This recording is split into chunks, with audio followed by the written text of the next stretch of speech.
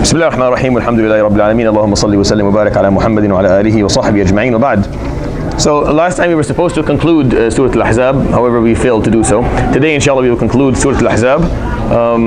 I will revise it one more time. I think to review a bit of the meanings will be beneficial for everyone and help inshallah give you, offer you a grasp of the surah. The point of what I do here,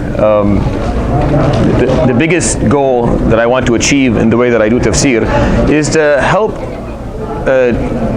teach everyone how to understand the Quran. So it's not just explaining the verses so that you know what they mean, because that's not too hard to achieve. If you were to pick up a translation or tafsir, you can probably understand it, the basic meanings of the words and the verses. But it's how to actually approach the Quran, how to look at the surah, to see it as a unit attached to other units that have a similar theme that they're talking about, and how a surah in its own essence is talking about a specific topic, is trying to bring forward an idea, is trying to draw your attention to an aspect of your faith, of your belief in Allah subhanahu wa ta'ala, and your following of His command, that maybe you haven't spent enough time thinking about, and then at the same, to add to that, how to look at it and how to deal with it, and what examples exist in your life and the life of the Prophet sallallahu alaihi wasallam and prophets before him and some of the Sahaba.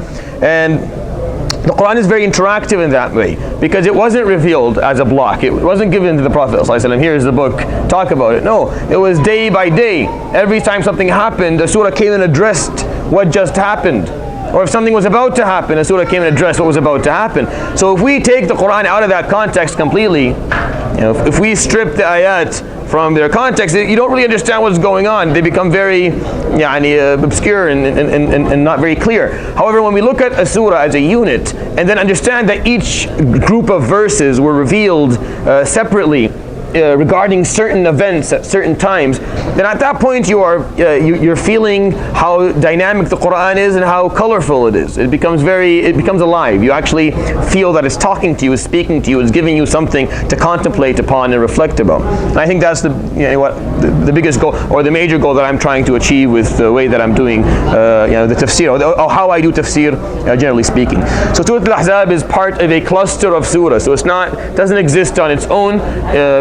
Very rarely does a surah in the Quran exist on its own, meaning you're just there talking about something completely disconnected from the surah before and the surah behind it. It's very, very rare. I don't even know an example of it. I don't believe that exists in the Quran anywhere.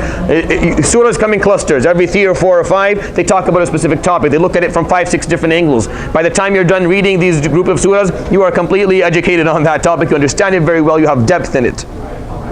Surat AlAhzab until Surat Sad is a cluster of surahs that talk about the concept of submission, istislam, or ta'ah, obedience.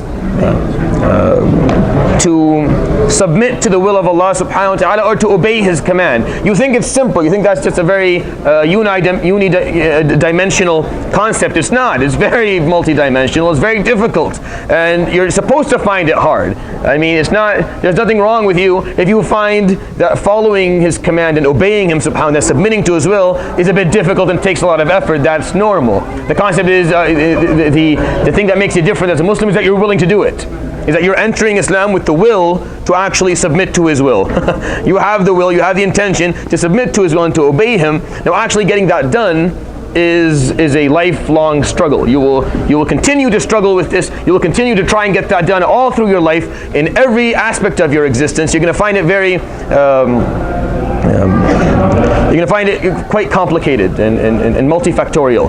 And Surat AlAhzab is the first surah within this cluster, and it's the longest of the surahs, and it's by far the most important. If you understand it, then the rest of the surahs become much more easier in terms of comprehension. And you'll see that once we start reading Surat Al-Saba, maybe you read a bit of it today, maybe not, we read it next week, you'll find Surat Al-Saba is much easier to grasp, and it's much more enjoyable, it has many more stories, and it's a much more uplifting surah. Surat Al-Ahzab talks about obeying Allah subhanahu wa ta'ala when it's specifically hard, when it is specifically difficult to do so, whether the difficulty is physical or financial or social or psychological, or just haraj, just plain haraj, just plain distress, that I was told to do this and I just don't feel comfortable doing it, or I'm finding it hard to wrap my head around it, or I'm finding it hard to actually follow it. And Surah Al-Ahzab gives all the examples that make you feel uncomfortable. talks about all the points that you don't like listening to, you don't like talking about. All exists in one surah. It's like every single aspect of the deen that we, as Muslims, regardless of our age, our gender or our background, cultural background, will find one of these examples to be very, very hard to deal with. What are the examples that Surat AlAhzab went through?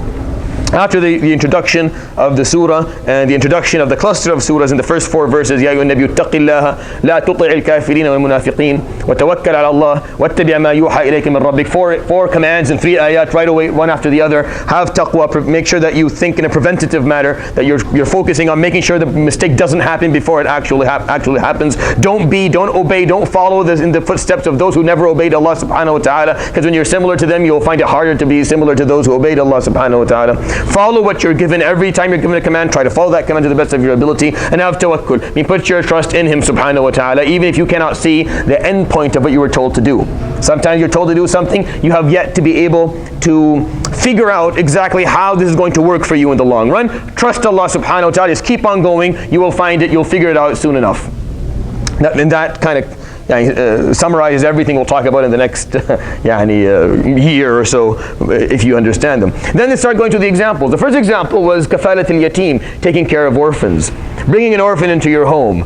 That is an uncomfortable thought on its own. The thought of an orphan and coming into your home. And then it came and talked about this concept that this is important for you to do. However, you don't give this kid your last name. Meaning this kid has to know that he is an orphan, that this kid is not yours. You bring them in, they're 2 months old. As far as they're concerned, as they're growing up, you're Baba, and the lady beside you is Mama. But you're not. You're going to take care of them. They're going to love you like that. You're going to love them as your own children. But they have to know that you're not my biological kid. See? Uncomfortable thought, but that's the shara of Allah subhanahu wa ta'ala. That's what He commanded us to do. Be honest about it. They have to know. It will scar them, maybe. Will it hurt them? Maybe. But in the long run, they're better off knowing what happened than being lied to all their lives, and then finding out by mistake, or never finding out, and then they lived a lie, basically. No one wants to live a lie, and that's known, regardless of what the lie is. We don't enjoy living a lie. And sometimes living a lie is the only way for us to live happily. But still, Islamically, it's just not okay. So that was the first example the surah brought forward. The second example was the story of the surah itself. The surah is called Al-Ahzab, the Confederates. And it talks about the battle that happened in the 5th year of Hijrah, when the Prophet ﷺ, the Muslims, had established some strength within Medina, and all of Arabia, somehow, like unprecedented in history, were able to agree on one thing. They don't agree on anything, but they agree that let's take out the Muslims. Let's get rid of this group. We don't need this group. And 10,000 people marched towards Medina. And in 15 days, they dug the trench around the southern part of Medina, because that's the only way you can get into it, or the northern part, of Medina is the only way you can get into it. And they stood their ground, they held their ground, and they held their spots and positions in terms of defending the trench. And the surah talks about the psychological waves that the Muslims went through as they saw 10,000 people marching to them in the horizon. If you haven't been in war before, then you may find this hard to understand. If you've never been in physically in a place where war is going on, you may find this to be kind of a very distanced idea. But ask a parent or a grandparent who know what war is, and maybe ask someone who had to carry weapons one day and stand, hey, are we going to live today? Is Islam going to die right now in here, or are we going to make it? And then some of them took it one step forward. And the munafiqun, and the ones who had disease in their heart, قالوا ما وعدنا الله ورسوله إلا غرورا. What we were promised by Allah is an illusion, it's all a lie. Now this is all one big hoax, and they start saying these things. And then others took it one step forward or further with قالت طائفة منهم يا أهل يثرب لا مقام لكم فارجعوا. They start to say, people of Yathrib, you should go back to your homes. Leave the trench, go back to your homes. When they come in, the Confederates, tell them we're not fighting you, we just want to stay alive with our homes, and they'll leave you alone. And then one group took it even farther and they left. ويستأذن فريق منهم النبي يقولون إن بيوتنا عورة وما هي بعورة. A group said, Ya Rasulullah, let us leave. Our homes are exposed in the city. We want to go and take care of our home or protect our homes. Some people actually left. And then Allah subhanahu wa ta'ala talked about the fact that had the Confederates entered, many people would have given up their deen immediately. وَلَوْ دُخِلَتْ عَلَيْهِمْ مِنْ أَقْطَارِهَا ثُمَّ سُئِلُوا الْفِتْنَةَ لَآتَوْهَا. Now it didn't happen. The Confederates didn't make it in. But had they made it in, some people would have given up. So for 2 pages and a half, Allah subhanahu wa ta'ala just shows us how people fluctuated, and how the psychological effect of this fear influence their judgment. But some of the Muslims, some of the people, لما رأى المؤمنون الأحزاب, but when the believers saw, قالوا هذا ما وعدنا الله ورسوله وصدق الله ورسوله. The mu'min only had more iman when he saw this. He said, this is what Allah has promised us. He has promised us struggle. He has promised us a strive. He has promised us difficulty, and here it is. He promised that one day we'd have to stand for righteousness, and we're getting the chance to do that right now. And they increased in their iman. وَمَا زَادَهُمْ إِلَّا إِيمَانًا وَتَسْلِيمًا. The final example within that story is what happened to the Yahud Bani Qurayza. See, the Jewish tribe of Bani Qurayza, they committed treason in the middle of war. And the Prophet ﷺ, see, this is a hard story even to tell. See, it's uncomfortable even to hear the story. The judgment that happened is that all the leaders and all the men who were involved in the treason were all beheaded, and the rest were sent out of the city. They weren't allowed to stay in Medina anymore. This story is a story of problem. We talked about it, in detail once when we read the ayah. But it's a difficult story to explain. But it's a part of the hukum of Allah subhanahu wa ta'ala. Accept or don't accept, that's what He did, and that's what happened. This is what the ayah records. The example after that, the third example, talks about something a bit more personal in his life, sallallahu alaihi wasallam. So an interaction between him and his wives. The Prophet sallallahu alaihi wasallam chose a life of simplicity. He chose it. He was not poor. Being poor means that you can't make money. He wasn't poor, sallallahu alaihi wasallam. He could make money. He made a lot of money. However, he didn't bring money into his home. He chose to live a life of simplicity and to give wealth to those who are around him and surrounded him in Medina and of the Muslims. And he would bring home very little, just enough to survive, just enough for he and his wives to eat. They lived in houses that you would, if you were tall enough, if you were taller than me, maybe 1.85 meters, you'd have to put your head down to get in because it was, the roof was so low. It was just one room, and they were very small rooms. Now the wives of the Prophet ﷺ would sometimes complain. They would say, Ya Rasulullah, and a day came where they all complained, especially after one of the battles where he brought a lot of wealth and gave it to everyone and came home with nothing, not even a piece of meat. And they say, Ya Rasulullah, until when? When are you going to, when is our financial situation going to improve? And he told them, it's not going to improve. This is the life I've chosen. I've chosen to live like this. I don't have to live like this, but I think this is how we're supposed to live as examples for the Muslims. We have to be, as long as there's a Muslim who's in need, we have to be in need until every Muslim is eating well. Then we can improve our financial wealth or financial well-being. And of course, some of the wives didn't like that, so the Prophet ﷺ got upset, and these ayat were revealed. And told the wives of the Prophet, you have one of two choices. Either you live how he wants, you choose Allah and the day of judgment and His Prophet, and you live as He wants, or you choose dunya, and in that case, then He will give you dunya and no hard feelings. The Prophet ﷺ will release you from being his wives and no hard feelings. سَرَاحًا جَمِيلًا. You'll be divorced in a very classy way. You will not be mistreated. It's not like you're going to be saying, oh, this is the lady who refused to. No, you'll be respected. But if you're going to stay as his wife, if you want that status of being al-Mu'mineen, the mother of believers, then you will live this way. Now, is that a hard choice to make? Ask someone who's married, and if you're not married, you'll find out. Tell a wife that this is the end of it. This is as far as we go. This is as much as we'll ever own. Let's see how that conversation goes. It's very hard. In marriages, it's always thinking about what's going to happen next. How, we're in this situation now, inshallah, very soon, it'll get a bit better. And we'll have a bit more. And we'll be a bit more comfortable. And a bigger house and a bigger car and more trips. And we can do this for the kids and we can do that. When you say, no, we're not even trying to do that. Now, if you can't do it, it's fine. Right? This is the qadr. I can't. The man is working, he's doing his best, he's working all day long. This is what we have. Alhamdulillah, everyone's happy. But if you're like, no, we can't, but I just don't want to do it. No, what do you mean don't want to do it? No, go do it. Definitely do it. The Prophet ﷺ had the potential to bring in a lot of wealth. And he was telling them, I'm just not going to do it. He's very uncomfortable. Very uncomfortable situation. Totally not something in the norm. An example of submission. And the wives of the Prophet ﷺ unanimously all chose to stay with him ﷺ with those conditions. And that is why they are held in the status that they are held. After that, the paragraph after that, or the chapter after that, talks about status of women in Islam. Something till this day we find difficult to speak of. Sisters find it difficult to explain to their daughters and to explain to themselves and to others, and men don't know how to speak about it regarding their own family members or non-family members. Until this day, we don't really, it's hard. وَقَرْنَ فِي بُيُوتِكُنَّ وَلَا تَبَرَّجْنَ تَبَرُّجَ الْجَاهِلِيَّةِ الْأُولَى. Talking about the fact that when it comes to the way they dress and the way they express themselves and the way they speak to men and what's acceptable and what is not, and putting down the laws for that. And then talking about the fact that they are equal within the deen. إن المسلمين والمسلمات والمؤمنين والمؤمنات, the male Muslims and the female Muslims, and the male believers and the female believers, and the male fasters, the one who fasts, and the females who fast, and talking about every single act of worship, that they're exactly the same. عَدَّ اللَّهُ لَهُمْ, they're all going to find أَجْرًا عَظِيمًا يَوْمَ الْقِيَامَةِ. For us, that makes us feel good. But for Arabs back then, that wasn't something they enjoyed. You're like, what? So we're equal to our to the ladies. Men at the time, in a time where the thought process was very different than today. They enjoyed the first ayat and they didn't enjoy the second one. For us, it's the opposite. We find difficulty with the first one, and we see this makes sense. That tells you something, that it's not about what you're comfortable with and what you're not comfortable with. It doesn't matter what you're comfortable with. To be honest, no one cares. Allah subhanahu wa ta'ala doesn't care what we're comfortable with. That's why the ayah, the 636 ayah of the surah, which is the foundation ayah, the mihwar, the main verse of this whole surah. وَمَا كَانَ لِمُؤْمِنٍ. If you don't know anything from the surah, know this ayah. Just carry this with you, it'll do its job. وَمَا كَانَ لِمُؤْمِنٍ وَلَا مُؤْمِنَةٍ إِذَا قَضَى اللَّهُ وَرَسُولُهُ أَمْرًا أَن يَكُونَ لَهُمُ الْخِيَرَةُ مِنْ أَمْرِهِمْ. It has never been optional or acceptable for a believer, whether male or female, if Allah subhanahu wa ta'ala gives a decree or decrees a command, for them to choose to do or not to do.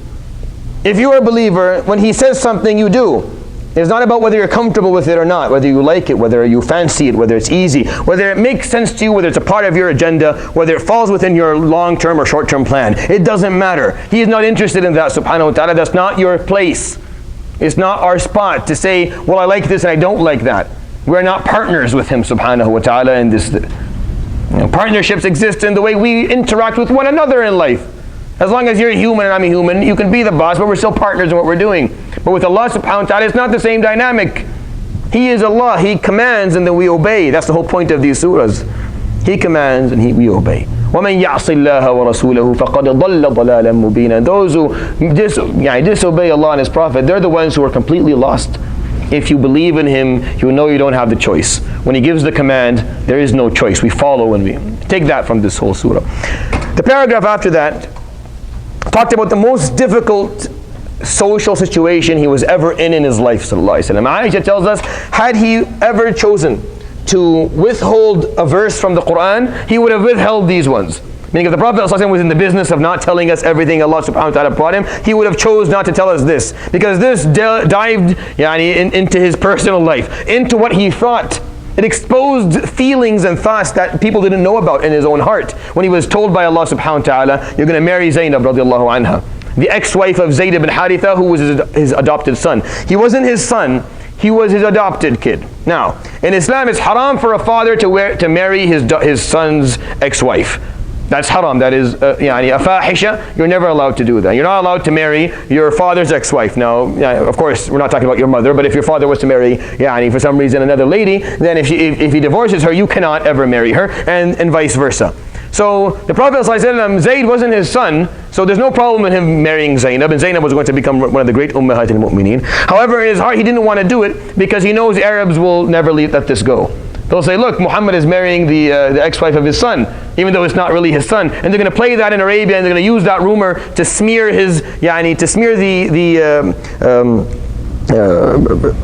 the reputation of Islam, basically, to ruin the reputation of the deen. So his fear, sallallahu alaihi wasallam, wasn't for himself, the fear was for the deen. But even though the fear was for the sake of the deen, Allah subhanahu wa ta'ala told him, وَتَخْشَى النَّاسِ وَاللَّهُ أَحَقُّ أَن تَخْشَى. And you're fearing the opinion of people, and Allah subhanahu wa ta'ala is more worthy of your reverence. Fear Him. He told you to do something, do it. وَتُخْفِي فِي نَفْسِكَ مَا اللَّهُ مُبْدِيهِ. You're hiding in your heart something that Allah subhanahu wa ta'ala is going to expose very soon. It's talking about something inside him, sallallahu alaihi wasallam. And when he's reading these verses, and he's thinking, I have to read this upon all the Muslims. They're all going to know that I thought this, and that's what came out. I was in me, but he still did it. And some of the scholars of Islam say these are one of the ayat that you know for a fact that he is Rasulullah sallallahu alaihi wasallam. Because no one who was making up something would recite ayat like this to people. Never. Why would you do that? Why would you expose something that you felt that Allah subhanahu wa ta'ala is going to call you out on? The ayat in the middle, مَا كَانَ عَلَى النَّبِيِّ مِنْ حَرَجٍ فِيمَا فَرَضَ اللَّهُ لَهُ. It has never been distress upon a prophet when Allah subhanahu wa ta'ala gives him a command. He told you to do something, don't feel distress. Don't feel bad about it. Don't start worrying about it. You know this is the right thing? Yes, I do. Then go ahead. Don't worry about it. Don't feel distress. The point of the deen was not to put you in distress. If you're feeling distressed, then either you're doing it wrong or you're thinking about it wrong. One of two things is happening. Either you're going to perform it wrong, in a wrong way, you need to ask someone who has knowledge to tell you how to do it, or the way you're looking at it is improper. The Prophet ﷺ for a moment looked at it in the wrong way. Right? There's a whole different angle that he missed in terms of solidifying the proper relationships. He's not your son, so there's nothing wrong with this. What is haqq is haqq. Number two, Zainab radiallahu anha is a great lady. She deserves to be al-Mu'mineen. For us to call her and say radiallahu anha, and she's the mother of believers, and our mother Zainab bint Jahsh radiallahu anha, she deserves that. So it's not about what you're comfortable with and what you're not comfortable with. A very, very keen social example of how sometimes it's difficult. We were given right after that the remedy. If you want to be able to find a difficult command easier, then you need to do something simple. You need to do udhkurullaha dhikran kathira. That's how you fix it. That's the ayah right after it. Remember Allah subhanahu wa ta'ala a lot. There's two ways to remember Him. The traditional way of just counting the tasbih, and that is good. There's a lot of ajr in that, and I encourage everyone to do 300 a day. Every day, at least in the morning 300, and if you have some himma, do 300 in the evening as well. Astaghfirullah, it takes you exactly 55 seconds if you're slow. If you're quick, it'll be done in 30. Astaghfirullah 100 times. Say Allahumma salli ala Muhammad wa alihi wa sahbihi ajma'in 100 times. That'll take you maybe a minute and 35 seconds. And then do la ilaha illallah 100 times. That'll take you maybe a minute and 10 seconds. So 4 or 5 minutes. Do it every day, and then build on it. Every couple of months, add another 100.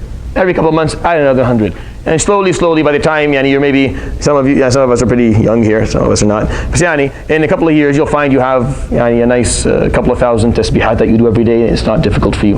You want to find a way. Another way to do remembrance of Allah subhanahu wa ta'ala is every time you make a decision, before you make the choice, remember Allah.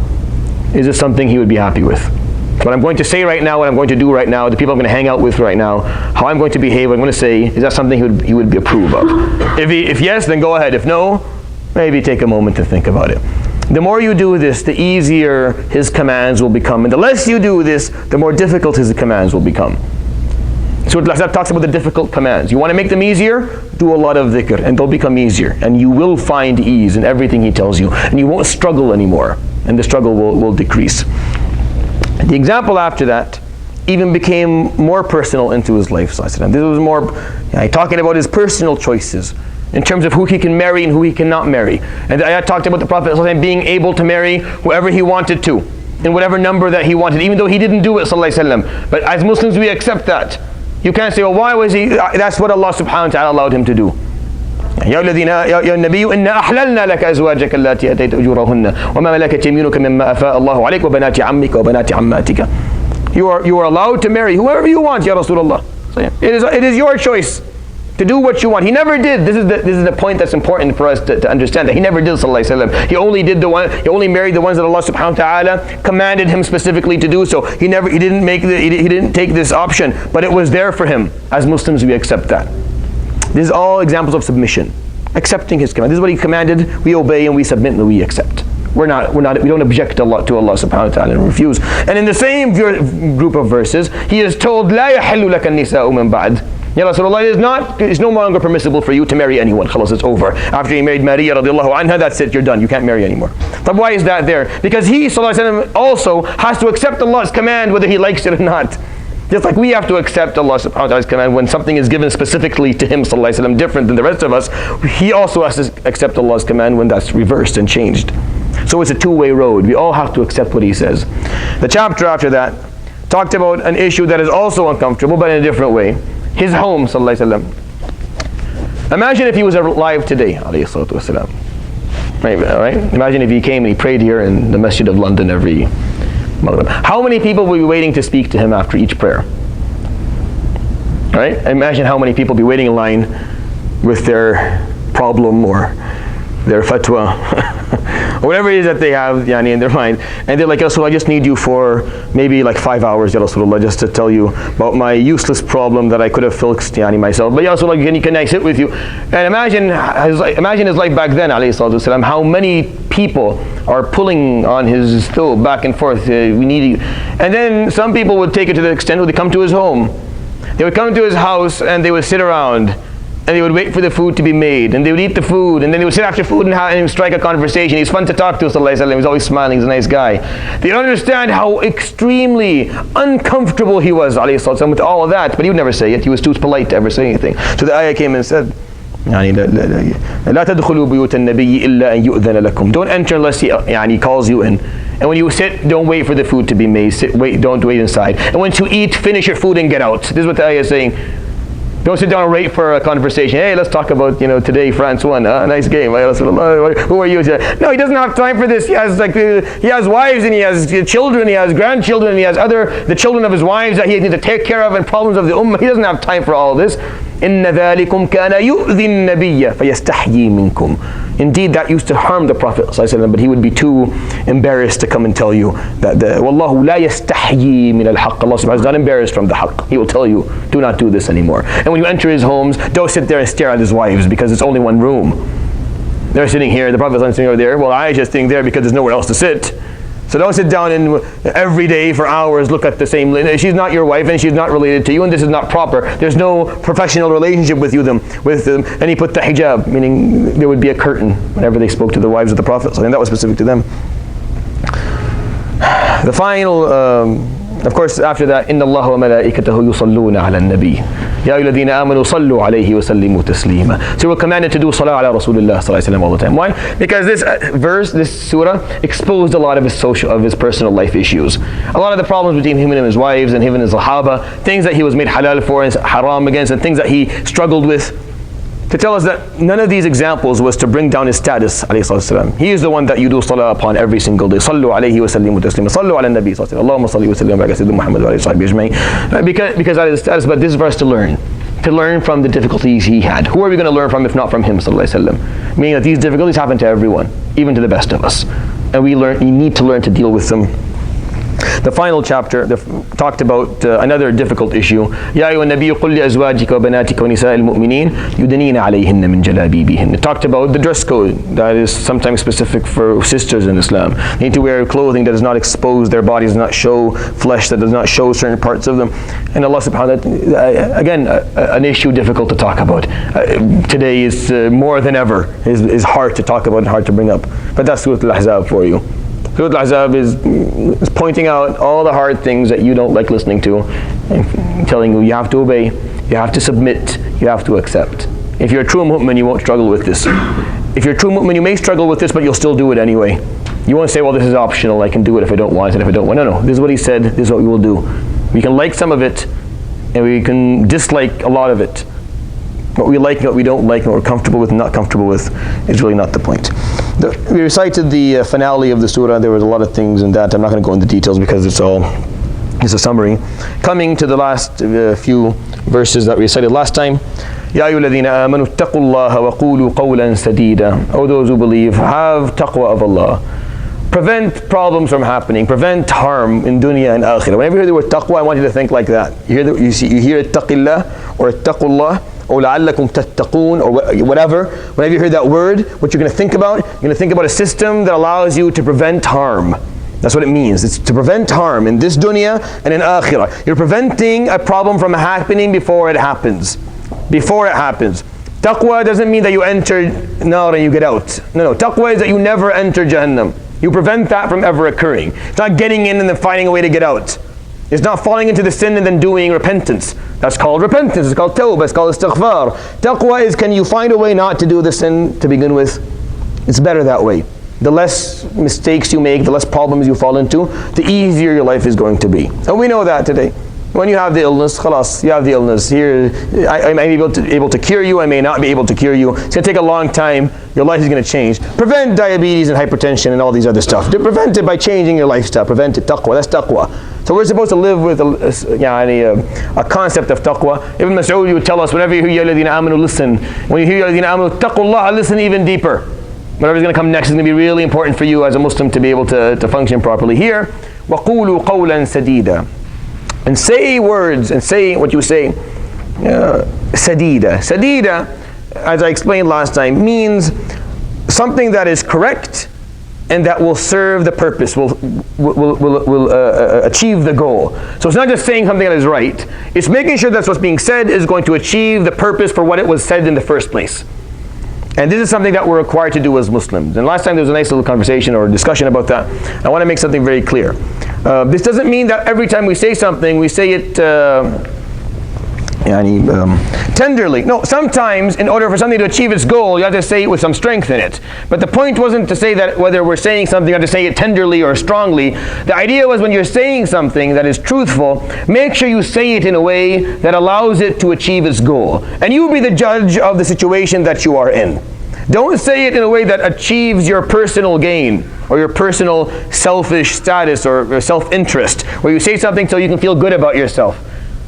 Someone did a mistake, so you can point out his mistake so that you can feel good about your own self. That I saw and I said, no, say something that is true and that is correct and that is righteous, but make sure it helps the person in front of you. It doesn't help yourself. When I see a brother making a mistake, how I go by explaining to him that that was wrong is my choice. It was wrong, that has to be addressed. It was a mistake, that's batil. I have to explain to him what haqq is at this point. Now how I do that is my choice. I can do it in a way that will serve that person so that that person gets better, or I can do it in a way that will make sure that he does it every single time till the day he dies, just to spite me. I'll make him self-defensive and self-righteous, and I'll make him struggle with this to the end of his life, because the way that I said it, the way that I addressed it was not proper and was not respectful. It wasn't done in a way that suited his mindset and suited the type of person that he was. The Prophet ﷺ did this all very, very well. And he did this all the time, alayhi salatu wasalam. He was very good at identifying what type of person he was speaking to, and then speaking to them in a way that served the purpose. See, 99% of the time, tenderness will fix the problem. As he said, مَا كَانَ الرِّفْقُ فِي شَيْءٍ إِلَّا زَانَهُ وَلَا نُزِعَ مِنْ شَيْءٍ إِلَّا شَانَهُ. Whenever you put tenderness in anything, you will beautify it. Take out tenderness of anything, and it will become something that is disgraced. However, there are examples of him being very, very tough. The final way he did da'wah for Umar ibn al-Khattab before he accepted Islam, when you read the story, is that he took Umar min Talabibi, he took him by this part of the Galabiya here, like this. And he shook him with his hand a few times. And he told him, أَمَا أَنَا لِهَذَا الْعَقْلِ أَنْ يُسْلِمَ يَا Umar, when has the time not come for that brain of yours to accept this? And he shook him. So it was very shidda, there was a lot of shidda in it. There was a lot of strength and determination, but that was suitable for the personality of Umar al-Khattab. That worked for him better. Right? But that's one out of maybe 10,000 examples. For the better part of most people like things to be presented in a tender and respectful way, where your focus is not on your self-righteousness, but more on their process of improvement. And we don't like being told we're wrong. Does anyone like being told they're wrong? But no one's going to put their hands up. We all hate being told we're wrong, even when we're wrong. Specifically when we're wrong, we hope to get out, to get away with it for a moment, and then we'll fix it later.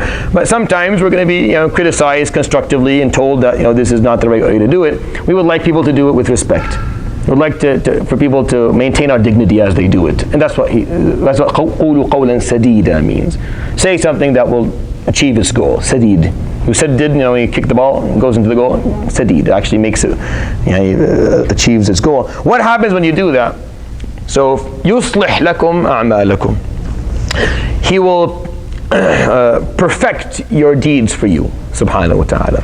And that is the point of this example. He didn't say قُولُوا قَوْلًا صَحِيحًا or قُولُوا قَوْلًا حَقِيقًا or حَقًّا. Don't say something that is correct. Anyone can say something that is correct, but say something that will make a difference in a positive way. When you do that, Allah subhanahu wa ta'ala will perfect your deeds for you. So your deeds won't be just good deeds, they'll be perfect deeds. Yuslih, it's going to be right, it's going to do its job, it's going to perform its function, it's actually going to achieve the goal.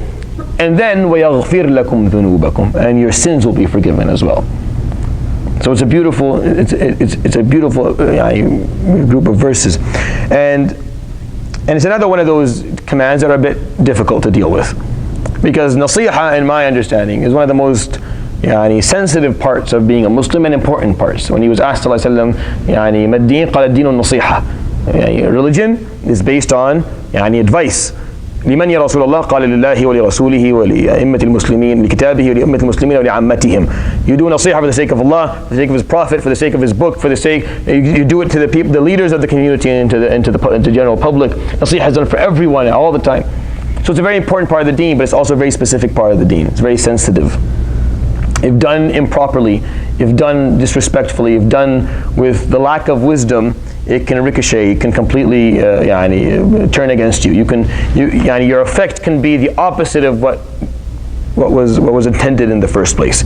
You can do it in a way that will cause someone to make this mistake every day for the rest of their lives. You can actually build you can build an activist against that piece of advice if you give it in a bad way. You can make that person be fully committed towards finding the fatwa or finding the justification of them continuing to do things the way they're doing it just because of the way that you presented it. And how you presented it just a bit differently, they would have been on the different side of the. So be very careful. It's a very sensitive part of the deen. So if you do it right, Allah subhanahu perfects your deeds and forgives your sins. وَمَنْ يُطِعِ اللَّهَ وَرَسُولَهُ. And those who obey Allah and His Prophet, because this is an act of obedience when you do it like that. فَقَدْ فَازَ فَوْزًا عَظِيمًا. Then they have won the great victory. Achieved the great victory. I want you to think about that the next time you give someone advice. Whether someone you know, like a family member or a friend, or in the rare cases a parent, or someone you don't know. I advise you, don't give much advice to people you don't know. That's my advice to you. Don't advise people you don't know. Maybe take the time to get to know them first. Because if you don't know the person's mental structure in front of you, chances are you're going to give advice in the wrong way and end up not really achieving the goal. And the first encounter between you and someone else shouldn't be you pointing out how wrong they were. Right? Specifically if you don't carry that status. Like if you're an imam or a alim, people know that that's what you are, and you see a mistake, you're actually required to say something. But if you're just like me, just another dude, and you see someone making a mistake, you don't know the person, maybe take some time. Maybe look for someone who knows that person and make sure that they can speak to them first. But if you want to give advice to someone who you do know, and I think that's the more common example here, to a brother or a friend or someone in your family, and I'll be even more specific, if you have a sibling, right? A younger sibling. And in your home, this sibling is making a mistake that you've made many, many times before. He was just not around to witness the times that you made that mistake before him. And you decide that you want to give this person advice and tell them that that's wrong. I want you to think before you speak. Because you'll find that the tendency in your heart is going to be very harsh. You'll find the tendency inside you, or the same thing from a father to a son if you have children, the tendency inside you is going to be to give this advice in a very harsh way. By yelling at the child or yelling at the person or telling them that if you do this, I'm going to tell on you, or you're going to get in trouble, or I'll break your hand, or I'll break your head, or something like that. Something that involves maybe a certain level of violence somewhere down the road. But if you understand this ayah, you want that person not to make that mistake. Think, is there a way for you to give this person advice that will allow them, or will be more likely for them not to do it? And think. You will find at least 50 different ways, but none of them are self-serving, so they're not fun. So there's no, there's no gain for you. You don't gain anything. When we yell at people, we're relieving some stress, by the way. And I learned this when I had Ahmed, my first kid. I learned it quite quickly. That he would break something, like maybe 2 years old, he broke something. Now I'm so upset right now. The only way for me to feel better if I slap him on the ass or I yell at him. When I do that, I feel better about myself. I can breathe easier for the rest of the night. But I don't really do anything for the kid. And he didn't learn a lesson. He just got traumatized for a moment, and he's going to keep on running around with mindlessly and brainlessly as he is, because he's 2. He doesn't understand anything. So how I go by this is really whether am I going to do something that's going to serve me, or am I going to do something that's going to serve him? And it's just that choice that I'm going to make at that moment. Serving myself is easy, and then I can frame it in a way that makes it seem as if I'm serving him, and that way that's even a sin over a sin. So I'm doing something that's self-serving, and I'm lying about it, that I did it for him. I'm disciplining him. No, you're not. You're just relieving that stress by I just told you not to do that a second ago, and you just did it. But they don't know. They don't understand. They're not. So how you go by these things is your choice. If you understand this ayah, اتقوا الله وقولوا قولا سديدا, you do it right, what happens? يصلح لكم أعمالكم, you perfect the way you do it right. And this kid benefits. And maybe you don't relieve your stress immediately, but what should relieve your stress at that moment is what the ayah said, is that your deeds were perfected, so you got ajr for this. وَيَغْفِرْ لَكُمْ ذُنُوبَكُمْ, your sins were forgiven. And may that be enough consolation for you. May that make up for the fact that you didn't relieve stress immediately at that moment, and know that Allah subhanahu wa ta'ala perfected your deed and forgave your sins. I want you to think about that every time you try and rectify or correct a situation that you see to be wrong or batil. Okay, we're going to read number 72 and 73 one more time, and then I'll explain, because these are the two last ayahs of the surah, and they're by far, number 72 is probably one of the most important verses. Number 73 is just a continuation of it, it's attached to it, so it's just a follow-up of what happened for you. In order for you to achieve, and I ended it with that. So in order for you to, where is there something missing in that sentence? The sentence is not complete, because that was done in the first sentence.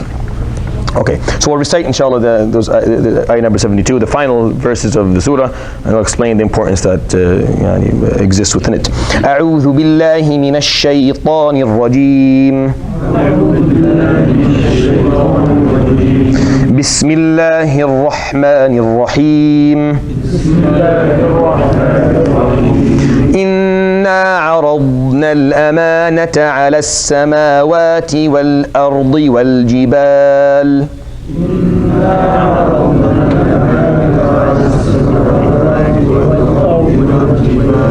فأبين أن يحملنها وأشفقن منها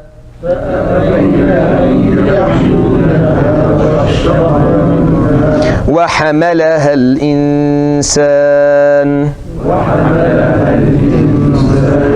إنه كان ظلوما جهولا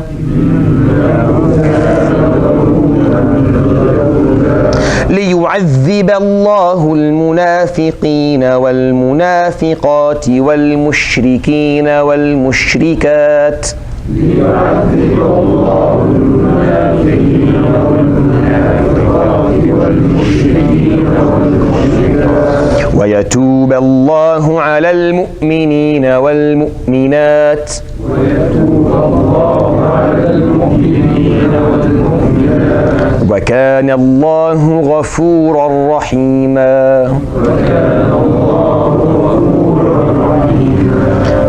إنا عرضنا الأمانة. Indeed, we have offered the trust.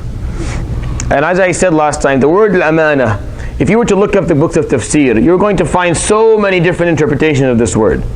Meaning, it's rare to even find two mufassirin who agree on what the word actually means. They differ on the understanding of this word so heavily that I even find it hard to give to say that the majority opinion is this. It's almost impossible for you to do that. I'm going to give what I think it is, but to say what the rajih is or what the majority opinion among scholars is almost impossible, because they have so many different opinions on what this actually means. The opinions are similar in some ways and quite different in others, but the actual linguistic meaning of al-amana is the trust, the thing that you're going to be entrusted with, without identifying what it is. Now Allah subhanahu wa ta'ala, I want to remind you that Allah subhanahu wa ta'ala could have identified it here and ended this whole thing. He could have ended the discussion and the difference of opinion among scholars by just saying what it was. But He didn't. So there's a hikmah in Him not doing that, subhanahu wa ta'ala. He chose not to do it. He left it for your own imagination. Think about it. If you read Surat AlAhzab and you understood the paragraphs and chapters that I talked about, you understood what the surah is trying to tell you, that it's going to be hard to obey Allah's command subhanahu wa ta'ala, it's going to be hard to submit, but you still have to do it. Whether the difficulty is social or personal or psychological or physical or financial, whatever the difficulty is, all these examples, whatever, look at the Prophet ﷺ and all the difficulties that he had personally and his wives had and the people who were around him. It'll be difficult and distressful in many situations, but you're still going to have to follow. The khair is in following it. Trusting that and accepting that is what makes you Muslim, is what identifies your faith and your religion. So when you understand that from the surah and all these examples, it's not difficult to comprehend why Allah subhanahu wa ta'ala put this beautiful and very, very generic and important ayah in this surah specifically.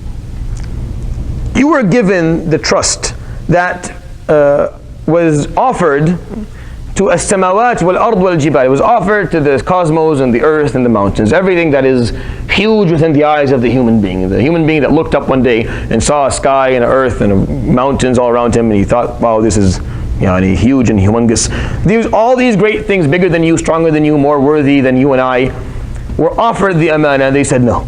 فَأَبَيْنَ أَن يَحْمِلْنَا. They said, no, we will not carry it. No, give it to someone else. وَأَشْفَقْنَ مِنْهَا. And they were scared of it.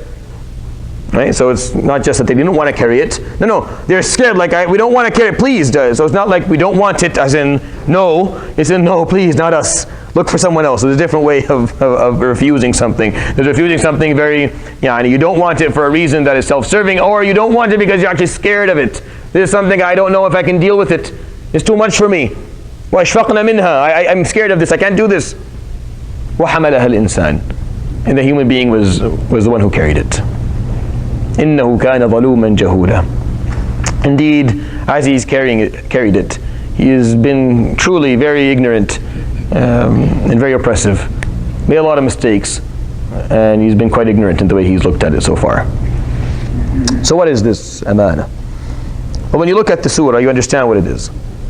You were given the very critical choice whether to obey Allah subhanahu wa ta'ala and submit or not. Isn't that the theme of the cluster of surahs that we're going to read? The theme is submission and obedience, looking at it from almost from every possible angle. The first angle is when things are really hard. That's when it really counts, by the way. It really counts when it's hard. It's easy to follow commands that are easy. So I'm not sure how much we get for that. Inshallah, Allah subhanahu wa ta'ala will reward us for it. You say, inshallah, even if they're easy. But when they're difficult, that's when it really counts, because that shows character and it shows commitment and it shows true submission. So when he used amana here, he's saying, you've been given that critical ability. You can choose. Most creatures can't. Every other creature, by the way, can't. Every other living thing and non-living thing just follow his rules, the laws of the universe. The earth will continue to orbit around the sun, following the electromagnetic and gravity fields and all the other large and smaller physical laws that govern the movement of these bodies and these masses, and will continue to do so. At no point will the earth say, you know what, I'm tired, I'm going to spin the other way. Doesn't happen. The sun will continue to orbit around the center of the galaxy, whether it likes it or not. The galaxy will continue to orbit around the center of the cluster of galaxies that it is a part of, and so on and so forth. Everything that you see will continue to do whatever job it was created to do, following the laws of the universe that govern it. Nothing objects to that, nothing. Or else, actually, if they did, then science would be a useless term. Because science is based on the fact that we observe something happening so many times, and then we take from that these observations a law, and then we use that law and other things, and it works, and we're able to come up with inventions and change the quality of our own lives. It's because everything else does its job, and it's quiet about it. Every single creature that lives today, besides the human being, lives within an ecosystem, and they do their job. They eat, they reproduce, and they try to improve, and they adapt to their environments, and they try to be a part of, an active part of whatever system they're a part of. That's all they do. I've never seen an ostrich staring at the sky, wondering why it was created and what it's going to do next. I don't know, I've never seen a depressed tiger that needed someone to wake him up in the morning and give him a purpose to live. They all just get up and they know what they're going to do, and they're going to continue to do it. The only depressed animals are the ones that we put in zoos, by the way. Everyone else is pretty happy. We're the only creature that has that unique ability to say no, to be given options that are critically different. See, animals, I'll give you an example just to understand what I mean, because you may think, well, that's not accurate, but let me tell you exactly what I mean. If you have a healthy animal that is hungry, and you offer it the food that is a part of its diet, 10 times out of 10 it will eat it. 10 times out of 10, it will never not eat it. If it's healthy and it's hungry, it's going to eat it. Every time, every single time. If it doesn't do it, then scientifically we know that either the food is something's wrong with it, or it is ill, meaning it's lost its appetite because of an illness. The human being, not necessarily. For example, you fast. You don't do it. You're healthy, you're hungry, that is exactly what you want for your diet. Right? You can smell the Big Mac from a mile away. You're extremely hungry, but you will not do it because of a choice that you've made. You're the only mammal or the only creature on the planet that has these abilities to actually make these critical choices in terms of things that fall under their instinct or as a part of what they were, their earthly, and will not do it. You're the only creature. So that is a very, very heavy thing that we were entrusted with. Because every other creature, regarding what Allah subhanahu wa ta'ala commanded it and created it to do, is doing it. أَلَمْ تَرَ أَنَّ اللَّهَ يُسَبِّحُ لَهُ مَنْ فِي السَّمَاوَاتِ وَمَنْ فِي الْأَرْضِ وَالطَّيْرُ صَافَّاتٍ كُلٌّ قَدْ عَلِمَ صَلَاتَهُ وَتَسْبِيحَهُ. We do not say that everything exalts Allah subhanahu wa ta'ala. أَلَمْ تَرَ أَنَّ اللَّهَ يَسْجُدُ لَهُ مَنْ فِي السَّمَاوَاتِ وَالْأَرْضِ وَالشَّمْسُ وَالْجِبَالُ وَالْقَمَرُ. Everything prostrates to Allah.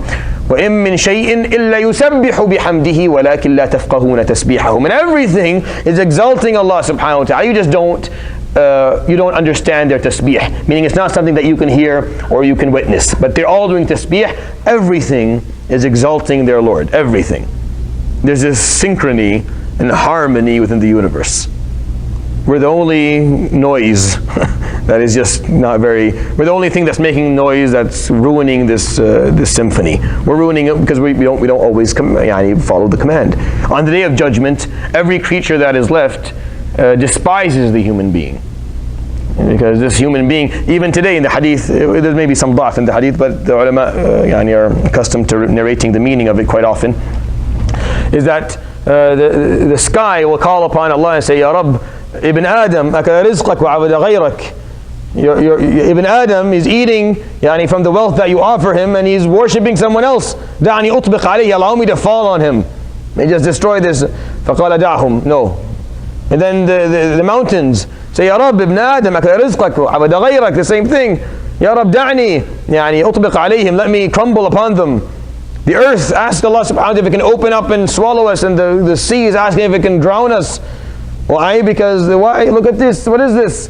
Ya Rabb, they're disobeying you? What are they doing? Do they not know who you are? Do they not understand what your commands mean? Do they not? Why are they doing this? Why are they going about their lives as if you don't matter, Ya Rabb?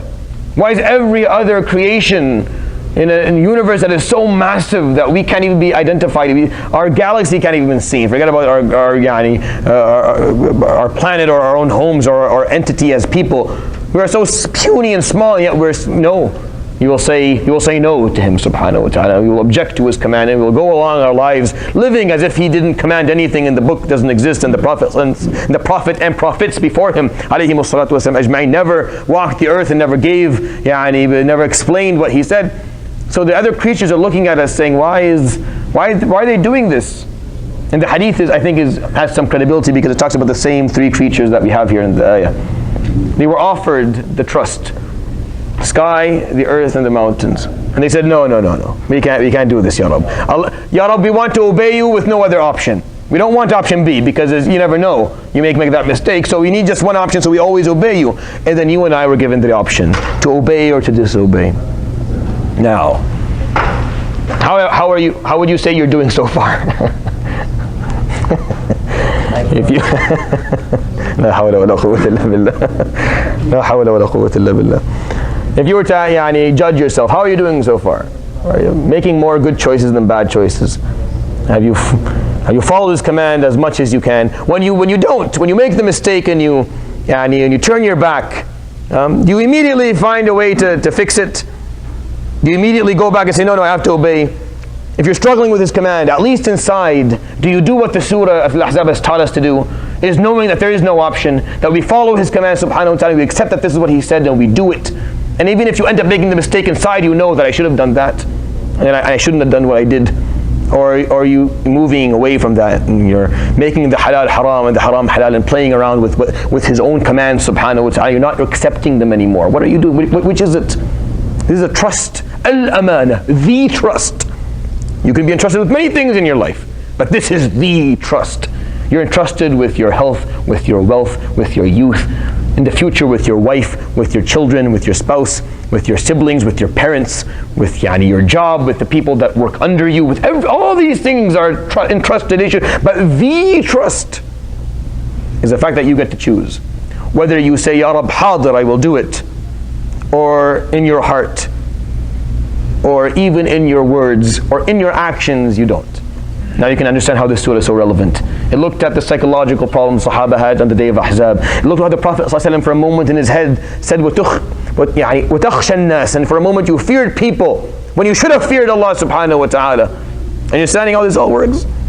What are you doing? Which is it? Which is it? Because that's basically the performance. The final evaluation of it all is that here was the trust. Show me how you dealt with this. Show me what you did with what I trusted you with. I trusted you with the ability to say no to me. Jalla Jalalullah.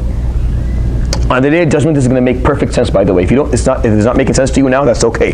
Yawm al-Qiyamah, once you see the skies come, crumbling down, when all the stars and the sun and the moon and the earth is completely destroyed, nothing's left. Nothing's left. Nothing. Nothing that you can identify is left anymore. And all you have is a book in your hand with a couple of deeds that you've done. And now Jahannam is being paraded and you can see it. And Jannah is right there. And the number of malaika is so huge that it makes the number of all human beings who ever lived from the beginning of time to the end of time, the tens of thousands of billions that live there, make it look so puny because there's so many other malaika and probably so many other galaxies and so many other universes that He created around you with so many other creations that you feel like you're completely irrelevant at that point. When you stand there and you're being asked, well, I trusted you with a choice, what did you do? You're like, oh damn, why didn't I, how did I say no to anything? What was I thinking? Of course I should have said yes to everything. And then you look at your performance at the trust, and you didn't do well with your trust. You often objected, and you often didn't obey, and you often didn't submit. And in difficult situations, the white flag went up and you just went with your self-interest. If it was difficult financially, you took something that you shouldn't have taken. If it was difficult physically, you ran away. If it was difficult socially, you would rather people not talk about you than actually following Allah's command. If it was difficult personally, then you'd rather do what's easier for you than do what Allah subhanahu wa ta'ala commanded. Are you understanding the idea here? Which is all the examples of the surah. Which was it? Or was it He commanded and you obeyed and submitted? And that was more important because you have given a trust. You and I have a trust with us. Every human that is born within a few years of his existence is given that trust as well. Yellow choose, do what you want. You will function differently. All the other creatures in this world function one way. You do differently. That's why look what we've built and what we've made. Good and bad, by the way. Good and bad. It's there. It's just you've been entrusted with everything. How will you use it? This trust was offered to the skies, the earth, and the mountains. They refused to carry it, and they were dead scared of it. And then you carried it. You took it. You carried it. However, for the bigger part, the human being has been oppressive in the way he's used it, and has been ignorant in the way he's used it. This was offered to you for two reasons. لِيُعَذِّبَ اللَّهُ الْمُنَافِقِينَ وَالْمُنَافِقَاتِ وَالْمُشْرِكِينَ وَالْمُشْرِكَاتِ, so that Allah subhanahu wa ta'ala can punish the hypocrites, male and female, and the disbelievers, male and female. So there's no way for them to say, no, you can't punish us. Of course I can. I gave you the choice. You chose wrong. That was your choice. That was your choice. And now you live with the consequences of your choice. If you remember, go back to ayah number, just for the ayah number 8. Let's go back to number 8. I remember I recited this and I told you that this ayah will become clear to you at the end of the surah. I don't know if you remember that or not. Go back to the actual videos of this. You'll find that is someone going to make it then? Or? Oh yeah, cool. No, make for the adhan and then I'll read the ayah and think about it for a moment. And then okay. So what the ayah said, وَإِذْ أَخَذْنَا مِنَ النَّبِيِّينَ مِيثَاقَهُمْ, when we took the pledges of all the prophets, ومنك, we took it from you, Ya Muhammad, ومن نوح, and from Nuh, وإبراهيم, وموسى, وعيسى بن مريم, وأخذنا منهم ميثاقا غليظا, we took them a very, very strong pledge, a very, very difficult pledge. Why? لِيَسْأَلَ الصَّادِقِينَ عَنْ صَدِقِينَ, so we can ask on the day of judgment the ones who were honest about their honesty. You say you claim to be honest, correct? We'll ask you about that honesty. We'll see, were you actually honest? What is the truth about that honesty, about that truthfulness? Were you true, or is it just a claim that you make? So how is that done? By giving you the choice, by giving the trust, by the amana. Here's the trust. Do what you want, so that you can come Yawm al-Qiyamah, read your book and talk about your honesty and talk about the choices you made. If you made good choices, ahlan wa sahlan, wa yatub Allahu ala al-mu'minina wal-mu'minat. You see the ayah? The second reason is that Allah subhanahu wa ta'ala will grant repentance of the believers, male and female. Of course you're going to make mistakes. That's why you use here the word tawbah. He didn't say, wa yujzi, we're going to reward the good ones. No, we're going to grant them tawbah, because of course you made mistakes. That's not what he's talking about here. Making mistakes is a part of the deal. But will you take this trust and treat it with the respect it deserves? And every time you make a choice, you think that I'm entrusted with this, trying to do my best, understanding that he commanded never saying no to him. Even if I struggle with it, if I make a mistake, I go back to him, subhanahu wa ta'ala. That's how you're supposed to live your life. And if you do that, then he will grant you tawbah, and he will repent. He'll grant you repentance. But if you don't, لِيُعَذِّبْ, to punish the munafiqeen, male and female, and the mushrikeen, male and female. It's all about the choices you made, and the fact that you're going to sit there and read them. You're entrusted with the ability of freedom of choice. That's a trust. You're free to choose. Do what you want. Just understand that Yawm al-Qiyamah, you're going to have to live up to the consequences of your choices. The consequences of your choices are going to be yours. No one will carry the consequences of their choices for you. No one. You can't blame anyone but yourself. You sit there, we all sit there and we read our book. And if they're good choices, then he will grant us repentance. He will forgive all the sins that happened on the meantime. And if we made the wrong choices, then punishment is what we deserve, because that's what we did. We disobeyed the one who Yawm al-Qiyamah we will see is beyond our ability to fathom in his magnificence. And we're going to feel so, and forgive me for the use of this word, we're going to feel so dumb when we find out that we said no to you. How did I say no to you? What was I thinking? What was I? You'll start to look at people. And you'll say, what was I doing? Where were you? Were you my friend? Were you my brother? Were you my father? Why didn't you say something? And people will actually start yelling at each other Yawm al-Qiyamah. Physically, people will start yelling, why didn't you tell me? You didn't see me living a life of sin, living far away from Allah. Where were you? Why weren't you a part of my life? Why didn't you remind me? Why didn't you help me? Because on that day, that's all that matters. You're just looking for a way to vent, because you were given the choice, and now you have to carry the consequences of it. So there's no dhulm, so no one gets treated in an unjust manner Yawm al-Qiyamah. And that's the final ayah of Surat AlAhzab. I hope Surat AlAhzab made sense to everyone. I hope it was beneficial, inshallah, and the meanings that it carried. It looked at obedience and submission from a very unique angle. Probably one of the most unique angles, if not the most unique angle. Because I don't know another surah in the Quran that has so many uncomfortable points in a row. Just one story that is hard to tell after the other. I saw it on the faces of the people who listened to me talk about this in the last number of months. All I had to do was bring up the ayah, look at people after I explain it, and the faces were just, what are you, why? And no one, because they're hard to listen to. Because either they're hard for you on a personal level because you find difficulty following them, or they're hard for you to accept because you have a previous bias towards this topic to begin with.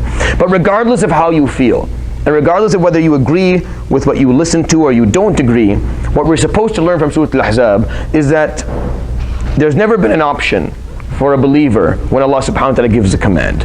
If you're a believer, you know there's no option. You follow His name, His word subhanahu wa ta'ala. And you're not supposed to find distress in it. You're not supposed to find haraj. It shouldn't be difficult. If it's difficult, then you need to look at it differently. Do a lot of dhikr. Remind yourself of Allah subhanahu wa ta'ala a lot. Because you shouldn't find it hard. Because the point of His commands is to bring you ease. That's the whole point of them. You may not accept that right now because you're young. You may find it hard right now because you still don't, you're not at a point of your life to see it. But the point of His commands, when He tells you to pray, He tells you to fast, and He tells you that zina is haram, and murder is haram, and sariqah is haram, and to waste your life, and you're running after materialistic pleasures is haram, and don't do these things, is to bring you ease in your life. This is going to make your life easier. You may not see it now, but if you trust Him and you believe in Him, there's no option, just follow it. And that by the time you're 30, you'll be, oh yeah, that's totally the thing. I have things right now that He tells me to do subhanahu wa ta'ala that I struggle with. But I know by the time I'm 40 or 50, I'm like, yeah, no, that was the right thing. And just so on and so forth. You just need to trust and know that there's no option and just follow. And if it's hard, if it's distressful, then look at it differently and still do it. Still do it. Why? Because you were entrusted with the trust. Al-amana. You were given the trust. Do not mess this up. You're given the trust. Don't come Yawm al-Qiyamah showing that you completely misused it. You give it back to Allah, by the way. You're going to give back the trust to Allah. You're going to lose Yawm al-Qiyamah. Do you have freedom of choice Yawm al-Qiyamah? Fully? When your hands and feet start speaking out and telling the stories of what you did? See, it's not there. to a big extent is taken away. You're not fully in control of everything anymore. Now you're just like everything else. Just like everything else, you're just functioning the way he wants. You give back the trust, and you're evaluated in how you used it. The good news is, if you try hard and use it to the best of your ability, he will grant you repentance, and you'll find a beautiful second life of knowledge and of pleasure and of happiness. And if you don't, then you'll find yourself, even you, even me, we will all find ourselves, if we don't, worthy of punishment. We won't be objecting to it. It's a scary thought, but we won't be objecting to the punishment. We're like, yeah, you gave us the trust, we misused it, we deserve this. I wish we didn't have to be punished, but yeah, I deserve it. I understand the justice in it. I understand the fairness in all this. It's a scary thought. And when you do well, you'll find that there's a lot of ajr, and I'll end with that, bi'idhnillah ta'ala. Next week, inshallah, we'll start reciting Surat AlAhzab. Surat AlAhzab is very different. It's a Makki surah. Surat AlAhzab is Madani, so all the ayat we read were revealed in Medina. It has a lot of Ya ayyuhalladhina amanu in it, has a lot of commands and rulings and issues that happened with the Sahaba. Surat AlAhzab is different. It's a Makki surah. It talks about issues of faith, it talks about issues of belief, and it tells us stories of the that came before us. So inshallah we'll continue from there. I think we have, one minute left? Good. So what I've been doing in the last few minutes before, who wants to go to the bathroom or make wudu, please do so, but until it's iqamah, what I've been doing is I've been reciting some of the hikam that are called al-hikam al-ata'iyya, the pearls of wisdom that were written by Ibn Ata'illah Secondary. And these pearls of wisdom, throughout the last maybe 1,000 years or so, have been time and time again explained by scholars and looked into deeply because of the beauty that they have. Today I will explain to you the third hikmah. We've talked about the first two. The third one is very short. It says, سوابق الهمم لا تخرق أسوار الأقدار. سوابق الهمم لا تخرق أسوار الأقدار. It is a spin-off, the second pearl of wisdom, that talked about you have two roles in life. One role with living in the seen life, in the logical universe, meaning you have to go and you have to make a living, you have to follow the laws that govern this life, and when you're doing that, you should not ever run away from doing that by saying, I want to sit down and make dua and read Quran, and I'm not going to go do my job. And in the opposite, there's part of you that is invested in the unseen life, like when you do dhikr and tasbih and Quran, that doesn't really do anything in the logical and physical universe, and you're required to do both. Being a Muslim is having the proper balance. When it's time to pray, you pray. You don't say, well, I have to go to my job. When it's time to go to your job, you go to your job. You don't sit down and say, well, I want to pray and I want to do. No, you do what you need to do at the time that you're asked to do it, and having that balance what makes you a Muslim. A spin-off of that is this hikmah, sawabiqul himam, having a very strong intention, having a lot of energy and a lot of effort and a lot of hope to do good. Sawabiqul himam, la takhriqu aswar al-aqdar. It doesn't penetrate the high walls of destiny. It's a figure of speech. Meaning, if something is destined for you, working really, really hard may not change the outcome. Now this is a very, very important pearl of wisdom, and if it's misunderstood, it could be used in a very harmful way to the person that's listening to it. This is not to say that you shouldn't try your best to achieve something. No. You should try your best to achieve what you think is the best thing to achieve. If you can see your goal, and if you know your goal is correct, then you should try to achieve it. But do understand that if the destiny that is what is predestined for you is that you're not going to get it, then if working hard is not going to get it for you. Meaning you have to accept that sometimes you work really hard for something, but you may not get it because that's what Allah subhanahu wa ta'ala predestined for you. So this pearl of wisdom is not to say that you shouldn't put your effort. No, you definitely need to put your effort every single time, specifically when you can identify your goal. But the idea is you have to have acceptance if sometimes things don't come through. If sometimes things don't come through the way you want them to come through, and it doesn't happen, then you need to understand that this is what He predestined for you, subhanahu wa ta'ala, and it's not your fault. Most important, it's not your fault, because sawabiqul himam, because no matter how much effort you put, if it wasn't predestined, you can't get it. Because some people will try really hard, not get something, and then blame themselves for the rest of their lives for not doing it. If it wasn't destined, it wasn't going to happen. Don't blame yourself. Try your best, but if it doesn't happen, accept, and don't live the rest of your life blaming yourself or blaming others for something. Accept, this is what I was given, and then move on. You live happier, you live longer, and you're much more productive when you do so. You'll be happier, And you'll live longer because you'll have less stress and you'll be much more productive. We'll end with that. Subhanakallah bihamdik.